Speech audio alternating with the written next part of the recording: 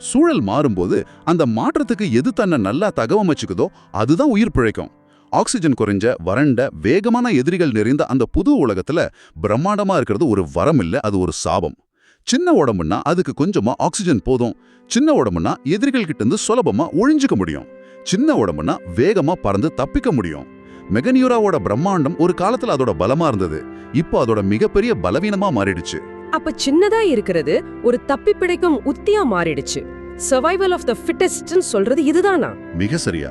அந்த புதிய சூழலுக்கு சிறிய, வேகமான, குறைந்த சக்தி தேவைப்படுற தட்டான்கள் தான் ஃபிட்டா இருந்துச்சு. அதனால மெகனியூராவோட வம்சம் மெதுவா அழிஞ்சு போக சின்ன தட்டான்களோட வம்சம் தலை தோங்கியது.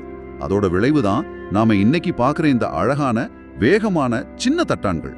அவை குறைந்த ஆக்சிஜன்லயும் வாழும், குறைவான நீர்நிலைகள் இருந்தாலும் சமாளிச்சுக்கும், பறவைகள் மாதிரி எதிரிகள் கிட்ட இருந்து மின்னல் வேகத்துல தப்பிக்கும்.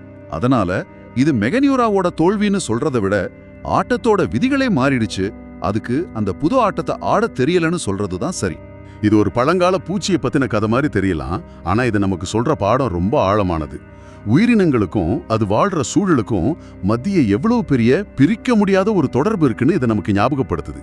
ஒரு உயிரினம் எவ்வளவு வலிமையா, எவ்வளவு வெற்றிகரமா இருந்தாலும் அது வாழ்ற சூழல் மாறும்போது தானும் மாற தவறினா வரலாறு மட்டும்தான் மிஞ்சுங்கிறதுக்கு மெகனியூராவோட கதை ஒரு சக்தி வாய்ந்த சாட்சி.